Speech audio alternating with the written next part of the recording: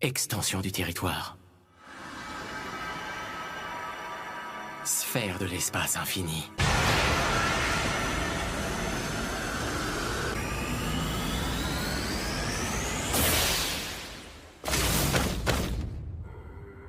Nous savons tous que beaucoup de vérités sont dites dans les films, les séries ou encore les dessins animés. Très souvent, sous couvert de fiction, les auteurs nous révèlent des choses occultes, de sorte à nous faire passer des messages subliminaux. Ce qui est d'ailleurs une pratique très intelligente et qui est faite pour tout un tas de raisons.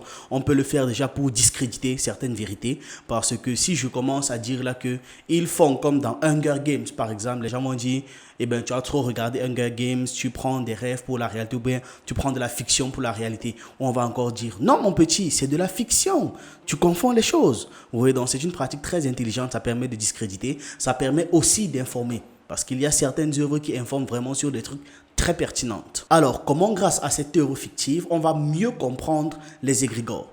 Ce dessin animé s'appelle Jujutsu Kaisen et son univers nous met dans un monde où des sorciers, qu'ils appellent des exorcistes, protègent les humains, protègent l'humanité en détruisant des égrégores qu'ils appellent dans l'œuvre des fléaux. Pour les nouveaux, sur cette chaîne, on parle de culture africaine, d'histoire, d'actualité et on s'édifie sur un ensemble de choses qui nous permettent d'anticiper et d'être prêts à toute éventualité. Je vous encourage donc à regarder nos anciennes vidéos, on a plus de 400 thèmes déjà traités et si vous voulez plus de contenu, vous pouvez vous abonner à nos autres chaînes YouTube en fonction de vos centres d'intérêt. Sur Ekima, on parle d'économie et de sciences humaines. Sur Asani, on parle de jeux vidéo et de divertissement. Si ça vous intéresse, les liens sont en description. Faisons donc un petit rappel sur ce que c'est qu'un égrégore dans la vraie vie. Un égrégore est une entité qui se crée et qui se maintient en vie grâce aux pensées et aux émotions humaines. Le terme égrégore dérive du grec ancien egregorio qui signifie veilleur ou encore veilleur de nuit. L'idée derrière ce concept est liée à la notion de force collective, d'entité psychique ou spirituelle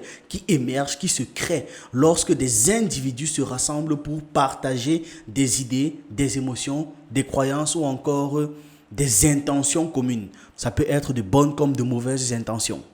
L'idée d'égrégore est souvent utilisée dans le contexte de la pensée exotérique, de la spiritualité et de la psychologie collective. Les égrégores peuvent acquérir leur propre existence et influencer le comportement des individus qui ont participé à sa création ou encore ça peut influencer la vie et le comportement des individus qui sont exposés à cet égrégore en question ou aux intentions de cet égrégore. Le concept d'égrégore a été popularisé au 19e siècle par les mouvements exotériques, notamment par la théosophie où il était utilisé pour décrire les formes pensées collectives créées par la médiation et la concentration d'un groupe précis, d'un groupe donné. Depuis lors, le terme a été adopté par diverses traditions spirituelles et exotériques, ainsi que par certaines écoles de psychologie analytique pour explorer la manière dont les énergies collectives et les influences psychiques peuvent avoir un impact sur la conscience individuelle ou encore collective. Les égrégores peuvent prendre différentes formes en fonction de leur nature et de leurs origines. Voici quelques types d'égrégores courants. Nous avons les égrégores religieux, les plus puissants à l'heure actuelle, qui sont créés par la foi et la dévotion d'un groupe de croyants envers une divinité ou une figure religieuse. Ces égrégores créés, comme beaucoup, ont la capacité de renforcer la foi et la pratique religieuse au sein de la communauté. Alors quand je parle de religion ici, comprenez aussi le capitalisme, parce que le capitalisme c'est une religion très puissante. D'ailleurs, c'est la religion la plus puissante actuellement. Après les égrégores religieux, je peux citer les égrégores culturels qui sont façonnés par les coutumes, les traditions, les symboles et les valeurs partagées par une culture ou encore une société. Ils contribuent à façonner l'identité culturelle et à renforcer le lien social. Par exemple, l'égrégore de la culture japonaise qui a réussi à gagner une très grande partie dans le monde ces dernières années. On voit partout piluler un ensemble de passions liées à la culture nippone grâce à la propagation de leur égrégore culturel, ce qui renforce leur société chez eux. Vous voyez? Maintenant, après les égrégores culturels, on peut citer les égrégores politiques qui se forment autour d'idéologies politiques, de partis politiques ou encore de mouvements sociaux. Ils peuvent influencer l'engagement politique et les actions des individus impliqués. Je vais prendre pour exemple l'égrégore de l'extrême droite française. Dernièrement, au rassemblement sur lequel j'avais réagi d'Éric Zemmour, vous pouvez vous rendre compte que la forme pensée massive était très présente. Même à travers l'écran, vous saviez que des personnes comme moi n'étaient pas invitées. Voilà. Maintenant, après ça, nous avons les égrégores exotériques qui sont créés dans des pratiques spirituelles ou encore exotériques. Par exemple, dans la magie, on peut créer des égrégores pour pouvoir atteindre des objectifs spécifiques. Beaucoup de personnes qui ont été victimes d'attaques mystiques racontent avoir vu des choses qui les suivaient ou encore avoir attaqué des choses qu'ils pouvaient reconnaître, voire dessiner. C'est un exemple d'égrégore exotérique. Après, on peut citer les égrégores commerciaux qui sont liés à des marques, à des entreprises ou encore à des franchises. Ils sont créés pour établir une identité de marque et influencer le comportement des consommateurs.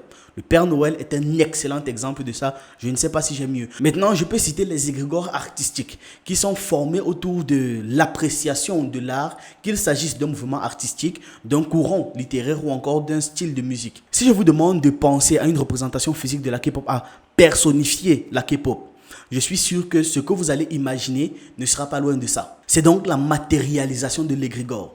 Ces égrégores se forment lorsque des individus se rassemblent pour partager des idées, des émotions ou des intentions communes. Cela peut se produire dans des réunions, dans des rassemblements ou encore dans des manifestations.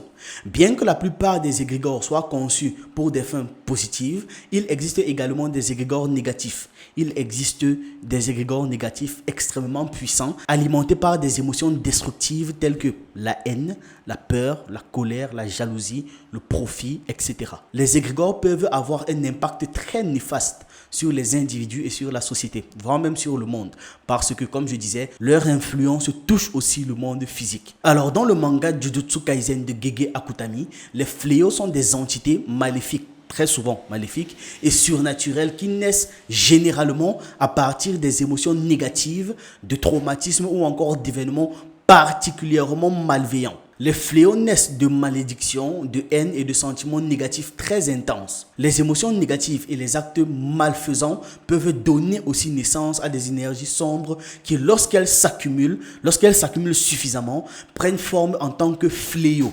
Là, nous sommes dans le manga. En tant que fléau, ici, ils ont remplacé le concept d'égrégore par l'expression fléau. Ces créatures sont parfois le résultat de malédictions jetées par des individus mal intentionnés, exactement comme avec les égrégores. Il existe plusieurs types de fléaux dans le manga, allant de ceux qui sont relativement faibles et simples à contrôler, aux fléaux extrêmement puissants et dangereux pour la survie même de l'espèce humaine. Certains fléaux, comme certains égrégores, sont des entités individuelles, tandis que d'autres sont regroupés en clans ou encore en groupes et dirigés par un fléau, généralement le plus puissant. Dans l'œuvre de fiction, les fléaux sont des créatures hostiles qui peuvent causer des ravages dans le monde des humains ou encore des ravages sur un humain précis. Il y avait certaines personnes qui étaient dérangées par un seul fléau par exemple. Il possède divers pouvoirs, vraiment le panel il est large. Téléportation, manipulation de la matière, métamorphose, possession, ils peuvent posséder et bref, plein de capacités magiques. C'est un manga, c'est un dessin animé, c'est une œuvre de fiction. Imaginez tout pouvoir, ils ont à peu près. Les fléaux se nourrissent de la peur et du désespoir des âmes humaines, comme certains égrégores. Plus un fléau est effrayant, puissant, plus il peut causer de dégâts, comme les égrégores. Maintenant, dans la réalité, les égrégores ne sont pas foncièrement négatifs. Ce qui les crée conditionne leur comportement. Un égrégore créé pour un projet d'aide humanitaire, par exemple, sera très amical, très serviable, comparé à un égrégore d'une organisation mafieuse. Voilà, tout simplement. Un exemple d'organisation mafieuse, l'OTAN. Voilà, imaginez l'égrégore de l'OTAN. Si l'émotion qui a créé l'égrégore est positive, l'égrégore sera positif. Si l'émotion qui a créé l'égrégore est négative, l'égrégore lui-même sera négatif. Et plus un égrégore est alimenté, plus il est puissant. Plus vous offrez à un égrégore des sacrifices, plus il est puissant. Prenons quelques exemples dans l'œuvre. Anami est un égrégore né de la peur qu'ont les humains envers la forêt. Son désir est d'éradiquer les humains pour que la planète retrouve son harmonie. Un peu comme quand il n'y avait pas encore d'humains sur Terre. Les animaux étaient là, la vie était là, les choses suivaient leur cours, ça allait. Vous voyez? Maito, ce personnage-ci, lui, est un égrégore, un fléau, comme ils disent dans l'œuvre, né de la haine des humains, donc de la haine que les humains ont envers d'autres humains. Un peu comme le racisme. Dites-vous que l'on parle de l'œuvre, mais il existe réellement des égrégores du racisme, qui alimentent et se nourrissent du racisme et qui alimentent les racistes. Vous voyez? On passe à un autre personnage de l'œuvre, il s'appelle Dabong, qui est né de la peur qu'ont les humains envers l'océan. Il y a aussi Jogo, né de la peur des humains envers la Terre et les processus volcaniques que la Terre génère. Au début de l'anime, ce personnage, vu qu'il apparaît relativement tôt dans l'histoire, j'ai cru que c'était une divinité parce que sur sa tête, il y avait le mont Fuji. Le mont Fuji, c'est une divinité. Mais bon, non, dans l'œuvre, ce n'est pas le cas, c'est bien un égrégore. Nous savons tous très bien que les œuvres de fiction recèlent beaucoup de réalités plus ou moins occultées. Cette œuvre donc, Jujutsu Kaisen, est un bon exemple qui illustre le fonctionnement des égrégores dans la vraie vie. Nos pensées et nos émotions créent, ça matérialise. Plus nos pensées sont puissantes, plus les égrégores sont puissants parce que c'est ce qui les nourrit, littéralement. Quand on prend les personnages que j'ai cités tout à l'heure, que ce soit la peur de la forêt, la peur de l'océan, la peur de la terre ou encore la haine des humains envers d'autres humains, ce sont des sentiments, des pensées que beaucoup de personnes sur cette planète partagent. Ça veut dire qu'il y a les égrégores dans notre monde de tout cela. Donc imaginez à quel point ces égrégores sont d'autant plus puissants quand on se rend compte de tous les gens qui partagent ces peurs-là ou ces pensées-là. Les égrégores sont dans un plan de réalité qui leur permet à eux d'influencer notre vie. Mais nous ne les voyons pas, exactement comme dans le manga. Dans le manga, très peu d'êtres humains arrivent à les voir. Et les humains qui arrivent à les voir sont les sorciers qu'ils ont appelés des exorcistes. En ce qui s'agit de l'apparence d'un égrégore, les égrégores auront soit une apparence abstraite, soit pourront avoir une apparence bien définie par ceux qui le vénèrent. L'apparence que les personnes ont en tête lorsqu'ils pensent à un égrégore ou lorsqu'ils pensent à quelque chose ou lorsqu'ils essaient de personnifier quelque chose est l'apparence que l'égrégore prendra. Par exemple, Jésus qui est déjà dans l'esprit populaire a vraiment cette apparence. De par l'image mentale que des millions et des millions de personnes ont depuis des dizaines et des dizaines d'années, l'égrégore Jésus a pris cette apparence. Maintenant, il ne faut pas confondre les égrégores et les autres entités. Parce que là, je dis Jésus, il y a des gens qui pourront venir me dire que non, c'est une divinité. C'est faux. Jésus n'est pas une divinité, c'est un égrégore. Tout ce qui le maintient en vie, c'est le fait que les gens croient en lui. Ce sont les humains qui créent les égrégores. Rien d'autre. Les égrégores ne popent pas, les égrégores n'apparaissent pas. Les égrégores ne sont pas des éléments de la nature. Ce sont des êtres artificiels, vous voyez. Ce sont les humains qui créent les égrégores. Un égrégore ne peut pas naître de lui-même ou de la nature. C'est impossible.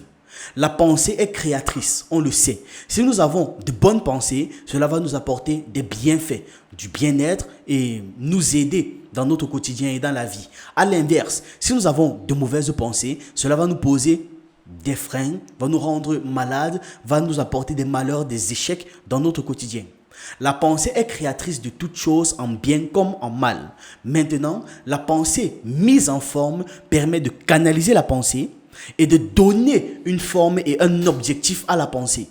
Donc vous allez émettre une pensée avec une fonction précise. C'est un peu comme ça quand on fait un rituel ou encore quand on formule un sort. C'est un truc que l'on crée, un objectif déterminé que l'on a pensé, que l'on a très bien formulé pour que ça règle une situation précise. Ça peut être quelque chose de bon comme quelque chose de mauvais. Tout dépend de la pensée mise en forme comme je l'ai expliqué. Certaines personnes peuvent utiliser ça pour soigner ou pour résoudre des problèmes comme l'écrasante majorité des gens qui sont initiés à cela, ils nous aident. Mais d'autres, non, ils peuvent utiliser pour nuire. À ce niveau, les égrégores n'interviennent pas. Là, nous sommes encore sur la pensée mise en forme. La pensée mise en forme, c'est personnel, c'est pour vous. Chaque pleine lune, par exemple, comme la nuit où je tourne cette vidéo, je fais mon rituel lunaire, c'est pour moi. Maintenant, lorsque vous êtes avec un groupe d'individus et que tous les individus de ce groupe ont une pensée, toutes ces personnes vont penser à la même chose avec un objectif et une fonction. Et par la suite, tous ces objectifs et toutes ces fonctions vont se mettre en commun. Là maintenant, on parle de pensée collective. C'est donc là que l'égrégore naît. Ce qui rend d'ailleurs un égrégore particulièrement puissant, c'est le fait que plusieurs personnes ont mis leur énergie pour le créer, pour pouvoir créer quelque chose. Quand plusieurs personnes se réunissent, ça rend beaucoup plus puissant le sortilège. Beaucoup plus puissant. C'est pour ça d'ailleurs que les rituels à plusieurs sont beaucoup plus puissants et beaucoup plus efficaces que les rituels seuls. Et c'est aussi pour ça que je dis et j'insiste que le racisme ne pouvait pas durer si cela n'était pas partagé par les populations. On le voit encore très bien avec l'actualité en Australie. Si le sentiment anti-noir n'était pas partagé, l'égrégore n'allait pas se manifester et il n'allait pas être manifesté aussi puissant. L'énergie de tous les individus sont mis en commun pour créer quelque chose de volumineux qui reste artificiel malgré tout. Maintenant, qu'est-ce qu'on fait de tout ce qui est artificiel sur cette terre? on l'entretient. Tout comme vous avez besoin d'entretenir un bâtiment, d'entretenir votre voiture, d'entretenir XY, ça ne s'autorégule pas. Vous devez entretenir un égrégore. Parce qu'un égrégore qui naît perd au fur et à mesure de l'énergie. Donc pour ne pas que l'égrégore finisse par disparaître, il faut continuer de l'alimenter. C'est pour ça qu'on vous dira par exemple qu'il faut prier 5 fois par jour. Parce qu'il faut continuer à alimenter un certain égrégore. Et vous devez le faire parce que tous les égrégores qui ne sont pas alimentés régulièrement finissent par mourir. Par exemple, si vous avez une grande sympathie pour nous, vous allez alimenter l'égrégore pensée Kamit en énergie. Et plus il est puissant, plus nous sommes puissants. Peut-être que certains d'entre vous pouvez le voir et il grossit un peu plus chaque jour grâce à votre fidélité, à vos likes et à vos partages. Il est juste là. Ou là, je ne sais pas. Moi, je n'ai pas la capacité de le voir, mais peut-être que parmi vous, il y a des gens qui arrivent à le voir. Dites-nous en commentaire si c'est le cas. Alors, le but de la vidéo était de mieux vous faire comprendre le concept des égrégores à travers une œuvre populaire, pas de tout expliquer sur eux. Si vous voulez un cours plus complet de théosophie, je peux le faire. Évidemment, dans la limite que je vais imposer au savoir que je partage. Mais ce qui va motiver l'écriture du cours, donc par ricochet de la vidéo, sera le nombre de vues, de likes et de partages sur celle-ci. Elle va juger de l'intérêt que vous avez collectivement pour le sujet. J'espère que vous avez apprécié. Donnez-moi votre avis en commentaire par rapport à tout ça. Vous pouvez également poser des questions et on se retrouve dans une prochaine vidéo.